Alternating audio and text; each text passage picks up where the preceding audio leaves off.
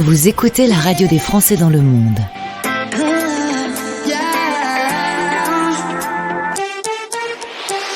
Le podcast. Sur françaisdanslemonde.fr, je me promène, je vais de pays en pays, de section en section lorsqu'il s'agit de l'association Français du Monde ADFE avec qui on a l'occasion donc de rencontrer beaucoup de jolies personnalités aujourd'hui. Et ben je vais à Paris et je vais faire connaissance avec Hélène Conway-Mouret, sénatrice représentant les Français établis hors de France. On dit Madame la sénatrice du coup, bonjour. Bonjour monsieur le journaliste. Très content de passer quelques minutes avec vous. On va se balader dans votre parcours. Alors, ce qui est déjà très amusant, c'est que malgré que vos parents soient français, vous êtes né à l'étranger. Il y a un symbole là-dessous. Absolument, j'étais prédestinée pour être une Française de l'étranger depuis ma conception. Alors, c'est à Alger que ça se passe en 1960. Je me permets de donner l'année. C'est pas Alger, c'est Annaba. Ah bah voilà, erreur sur Wikipédia. Alors du coup, hop, c'est parti. La plus belle ville du monde. Vous y retournez de temps en temps ?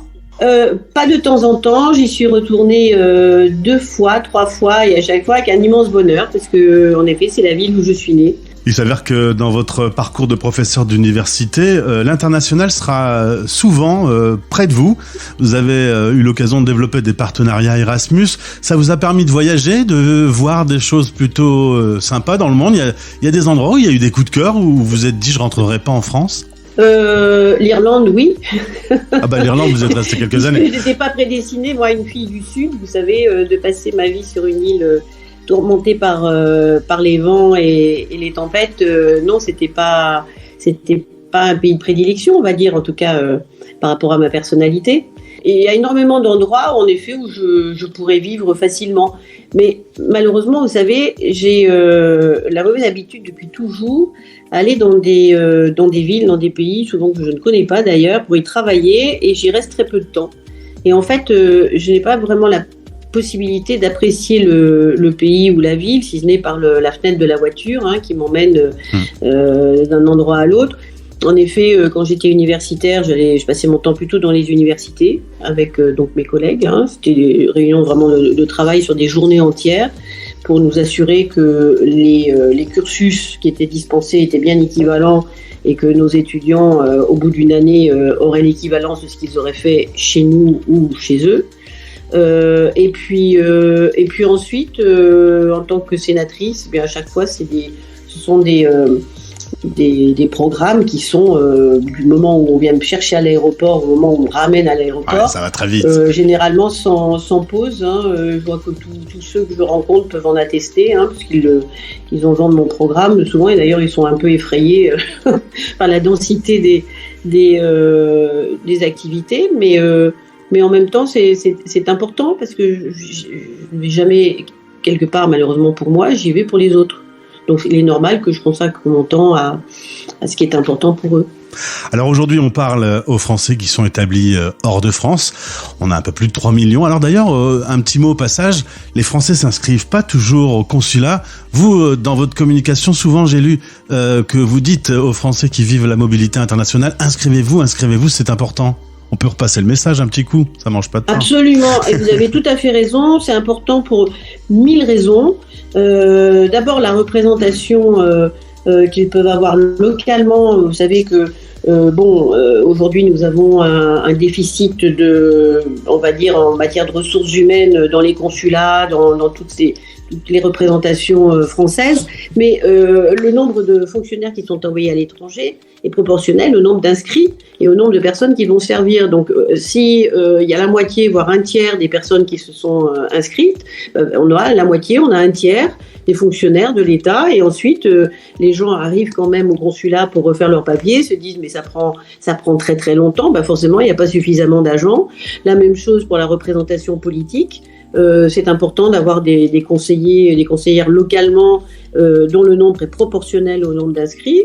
Là aussi, ce sont des gens qui sont au service de la communauté française. Donc, et puis aussi, quand on a besoin d'un soutien, c'est là que finalement on se retourne vers son consulat ou vers son ambassadeur. Plus le nombre de Français est important, plus le pays est une priorité pour les autorités françaises, plus la réponse sera rapide, sera importante, et ainsi de suite. Vous voyez, donc c'est plein de choses. Alors quand tout va bien, on se dit c'est pas très important, mais quand les choses, et malheureusement, la vie n'est jamais toujours un long fleuve tranquille. Oh non.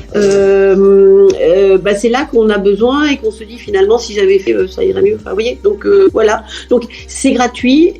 Vraiment, ça ne demande que quelques minutes d'inscription. C'est pas un flicage de la part de l'administration. C'est le bénéfice d'avoir des aides sociales si on en a besoin, des bourses pour ses enfants pour l'école française, de savoir ce qui se passe, faire partie d'une communauté, de se dire que le fait de s'être inscrit, ça permet en effet à cette communauté d'être plus forte et d'être mieux représentée. Mais finalement, Madame la sénatrice, est-ce que ces 3 millions et demi, puisque du coup le chiffre on ne le connaît pas, 3 millions et demi de Français qui vivent à l'international, est-ce qu'ils connaissent bien le système? Est-ce qu'ils savent bien qu'il y a des sénateurs, des députés, des élus un peu partout? Est-ce qu'on connaît bien le système? J'ai un peu l'impression que la réponse n'est pas forcément positive. Vous avez raison, mais là aussi, on en revient quand on n'en a pas besoin, on n'a pas besoin de les connaître. Et généralement, vous savez, moi j'ai tout un tas de gens qui se connectent à nous, parce qu'ils rencontrent des difficultés. Mais quand leur vie se passe bien, ils n'ont pas de raison de savoir, si ce n'est que le fait d'avoir des parlementaires, ça veut dire que le jour où il y a un texte, on n'oublie pas les Français de l'étranger, ça c'est hyper important. Mais ça c'est dans l'ordre des choses. Alors vous savez, c'est le paradoxe, c'est-à-dire que plus le temps passe, plus les gens sont bombardés d'informations. Et puis parfois on a l'impression qu'ils passent à côté de l'essentiel. Et l'essentiel, c'est en effet leur représentation, ceux qui sont là pour eux, et le jour où ils en ont besoin, de savoir vers qui se tourner. Et pire encore, peut-être, les Français de France ne savent pas vraiment que cette richesse de Français qui vivent à travers la planète font briller notre culture, font briller notre histoire. On a eu l'occasion d'échanger avec Hervé Hérault, le fondateur du petitjournal.com, que vous connaissez bien d'ailleurs parce que vous lui avez ouvert les portes du Quai d'Orsay lorsqu'il a créé les trophées des Français de l'étranger. Il m'a dit tu salueras Madame la sénatrice parce que les trophées ont sans doute vécu leur première année en partie grâce à Hélène Conway-Mouret. On connaît pas ces Français qui font briller la France à l'international. On n'entend jamais parler dans les médias français. Non, et il y a même un rapport avec les Français de l'étranger, je trouve, qui est plutôt négatif. Ça fait depuis mon élection, donc il y a une dizaine d'années maintenant, je n'ai eu de cesse de parler de façon positive des Français de l'étranger, mais j'ai toujours l'impression d'être à contre-courant. On leur reproche d'être partis, on leur reproche de réussir, on les pénalise quand ils rentrent en France. J'ai fait même commis un rapport sur le retour en 2015, mais toutes ces années plus tard, il s'est pas passé grand-chose. L'administration n'a pas envie de les reconnaître. Vous savez, c'est des Français, donc ils doivent cocher toutes les cases des Français. Non, quand on a vécu sa vie à l'étranger, on n'a pas les papiers français quand on rentre en France, on n'a pas un bulletin de salaire français, on n'a pas tout ça. Et ils ne sont pas étrangers non plus. Alors, ils ne cochent pas les cases étrangers, ils cochent plus les cases français. En fait, certains disent, on a l'impression d'être des aliens, là. On arrive, on ne nous connaît pas, on ne nous reconnaît pas, forcément on se comporte différemment parce que on est imbibé de la culture locale, de la langue locale, de plein de choses, bien sûr. Mais tout ça c'est une richesse et en France on sait pas, il n'y a pas de reconnaissance des acquis. Moi ça fait des années que je me bagarre à tous les niveaux, là non plus on n'avance pas, il n'y a pas de volonté politique. Voilà, c'est-à-dire, les Français de l'étranger ils sont partis, tant mieux pour eux, et on ne les connaît plus. Et quand ils rentrent, on ne veut toujours pas les connaître. Et c'est complètement incroyable, alors que je ne pense pas qu'il y ait une famille en France aujourd'hui qui connaisse pas quelqu'un dans son entourage, qui ne soit pas quelqu'un de sa famille, qui soit parti à un moment plus ou moins long, mais qui soit parti. Et donc, mais c'est pas intégré culturellement encore. On n'y arrive pas. Et les médias, s'intéressent plutôt à l'environnement des gens. Donc voilà, ceux qui sont loin des yeux, loin du cœur, c'est un peu ça. Et pourtant, quand on regarde les lauréats des trophées, on se rend compte d'une richesse, d'une qualité, d'un travail incroyable dans tous les domaines. On devrait faire un peu plus cocorico quand même. Vous avez tout à fait raison, et c'est pour ça que j'ai toujours soutenu toutes les initiatives qui mettent en valeur celles et ceux qui réussissent à l'étranger, pour montrer que c'est tout bénéfice collectivement, pas simplement pour les individus, mais pour l'image de la France souvent à l'étranger. Donc les trophées et tout ce qui peut être événement symbolique. Hein, mais la soirée des trophées, c'est aussi la façon de démontrer combien certains s'épanouissent à l'étranger, réussissent à l'étranger, et que collectivement, nous devrions en être fiers. Et c'est pour ça que j'ai toujours soutenu toutes ces initiatives, parfois à leur conception, pour les aider à ensuite s'épanouir. Et on voit avec les trophées qui existent encore aujourd'hui et qui sont montés en puissance avec le temps, parce que c'était une idée géniale au départ.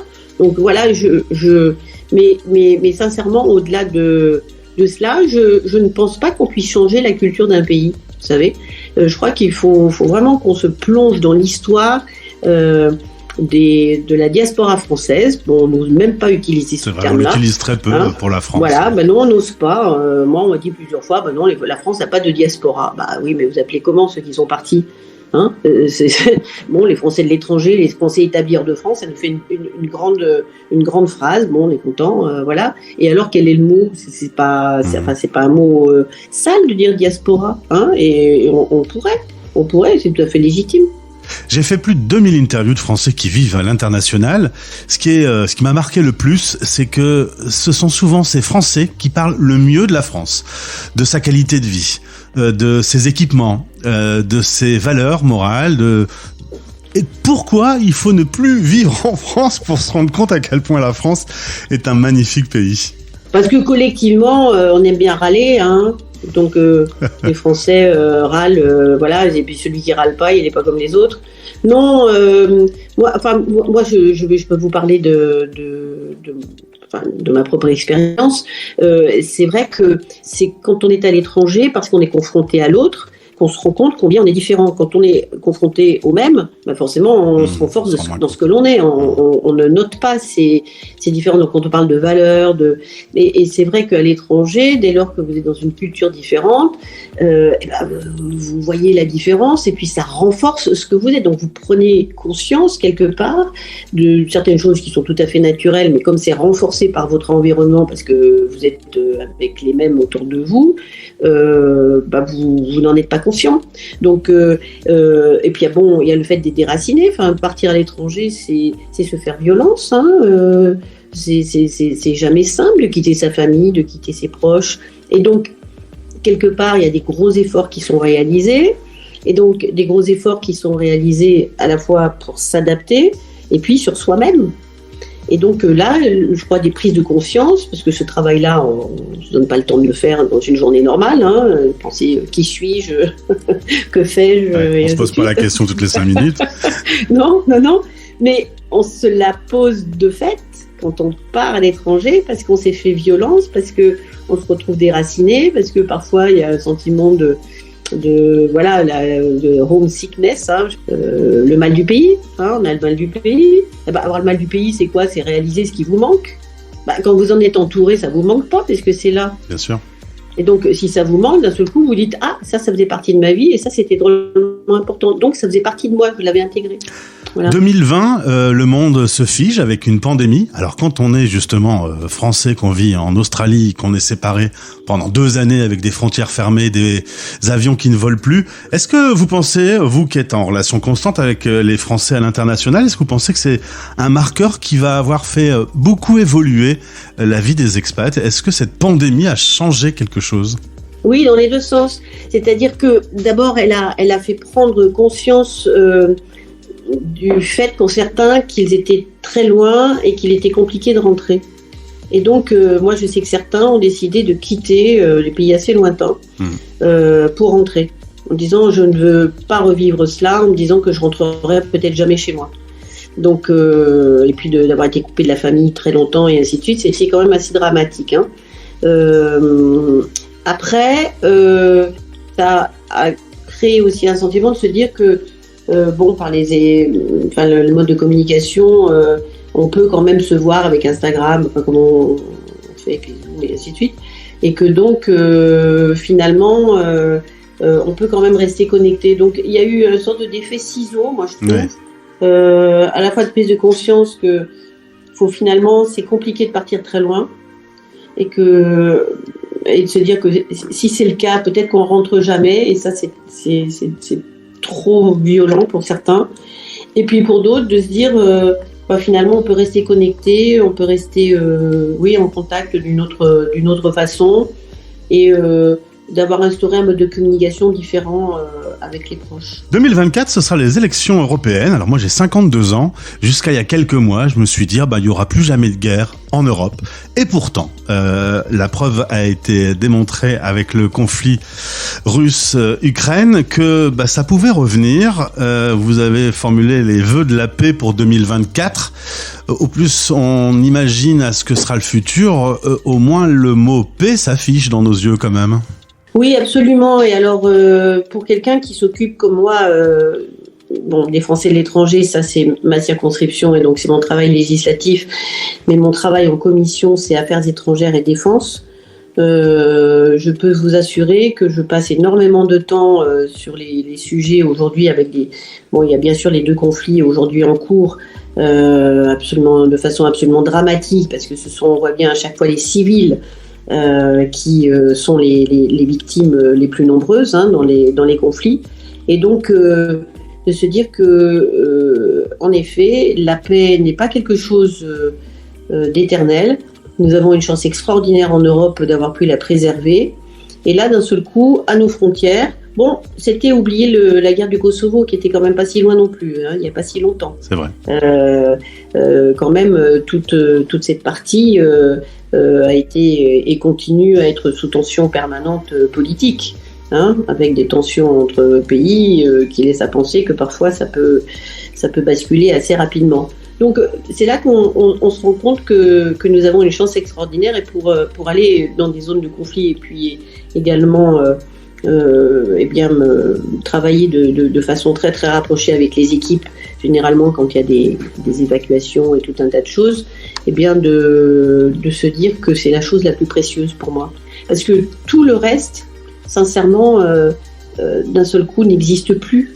Quand la seule chose qui importe le matin, quand vous vous réveillez, c'est de se dire d'abord vous êtes heureux que votre maison n'ait pas été bombardée, d'être encore vivant, et de se demander si le soir vous le serez encore, et peut-être pour la plupart de s'assurer qu'il y aura de la nourriture pour la famille. Ouais. Un pays en guerre, c'est ça, le reste n'existe plus, on ne se pose plus les questions existentielles, vous savez, on se pose des questions de pays de riches aujourd'hui, toutes les questions les combats qu'on peut mener, d'égalité, de choses, c'est formidable, il faut le faire, puisqu'en plus ce sont nos valeurs à préserver dans un monde qui en plus devient de plus en plus difficile pour beaucoup de pays qui sont maintenant dans des régimes autocratiques. Bon, mais quand on a dit ça, c'est quand même la paix qui prévaut, qui permet à des populations de vivre normalement, de travailler, de se nourrir, d'éduquer les enfants, et d'aspirer à une vie qui soit juste normale. Madame la sénatrice, vous êtes élue en 2011, vous êtes ministre déléguée, donc membre du gouvernement, réélue en 2017, réélue en 2023, une carrière de femme politique dans un monde d'hommes. Est-ce qu'en 2024, ça va mieux ? Non. Eh bien, je ne suis pas surpris et ça reste très agaçant quand même. Pourquoi on reste sur ce mode du patriarcat ? Pourquoi ça n'avance pas ? Pourtant, on a tous compris qu'il fallait que ça change. Écoutez, c'est un cri du cœur.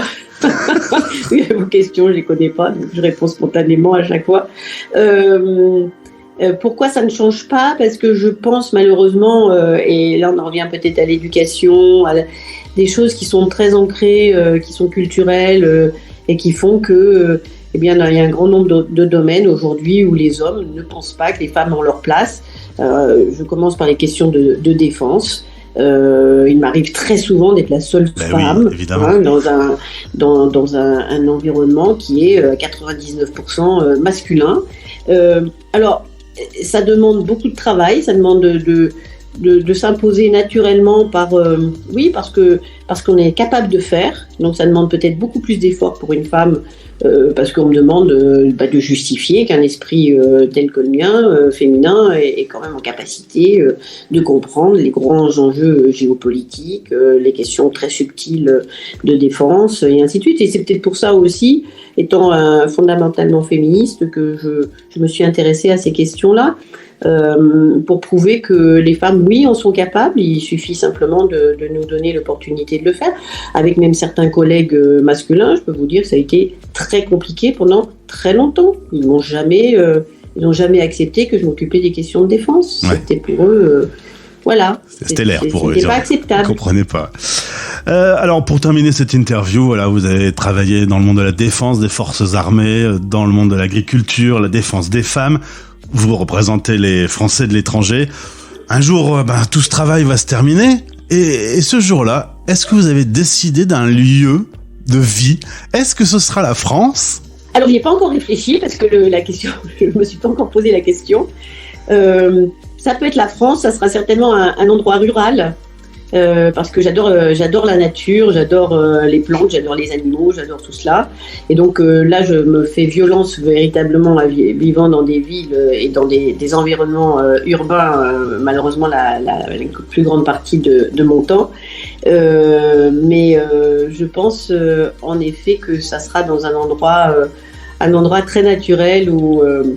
voilà, je créerai mon petit paradis à moi, mais c'est pas encore le moment et je ne sais pas où il sera parce que j'en ai pas identifié.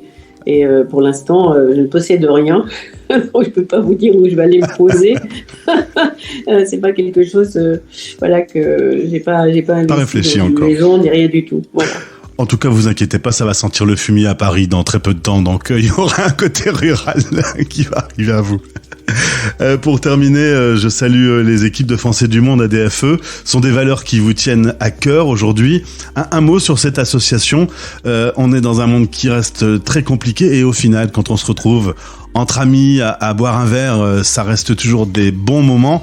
Est-ce que vous voulez partager ces bons moments lorsque vous êtes avec les équipes de l'ADFE ?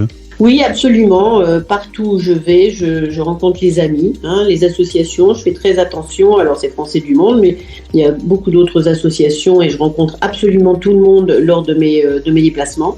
Parce que je pense que ceux qui se lancent dans l'associatif ont en partage avec moi cette envie du service de l'autre. Les services, de se mettre au service des autres. Et donc, c'est par respect, c'est par affinité, parce qu'en effet, nous partageons beaucoup de choses. C'est aussi pour savoir, parce que c'est le moment privilégié où je sais, au-delà de tout ce que l'on a pu me raconter pendant les visites, la vie réelle du pays. Ça va être plus des échanges plus vrais. Leur vie quotidienne qui me racontent. Et puis, c'est des amitiés qui se tissent dans le temps aussi. C'est des moments conviviaux heureux et donc de souvenirs qui sont toujours des souvenirs heureux. Ça fait partie, vous savez, c'est l'album de photos où on se souvient d'une rigolade là, d'un moment où on a partagé telle chose à tel endroit et puis oui, c'est une sorte de puzzle de moments heureux. Pour terminer, au moment où on se parle, on nous écoute un peu en France, aux États-Unis, au Canada, Royaume-Uni, Allemagne, Belgique, Espagne, Italie, Finlande, Suisse, Maroc, Brésil, Tunisie, enfin, on écoute la radio des Français dans le monde aux quatre coins de la planète. Qu'est-ce que vous avez à dire en tant que sénatrice à tous ces Français qui sont en train d'écouter cette interview? Quel message vous voulez laisser pour boucler cette interview? Eh bien, de tirer profit au maximum pour eux de cette magnifique expérience qu'est le fait de partir à l'étranger, de se confronter à l'altérité, d'apprendre, de comprendre, de partager, d'apporter aussi ce que nous avons en nous-mêmes.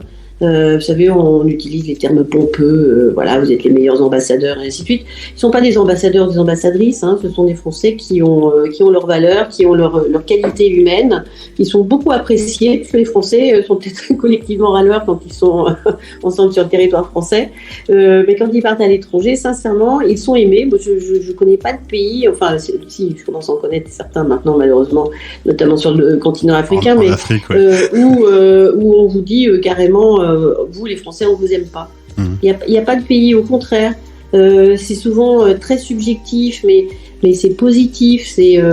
voilà, on nous aide pour 1000 choses, mais sachons les partager.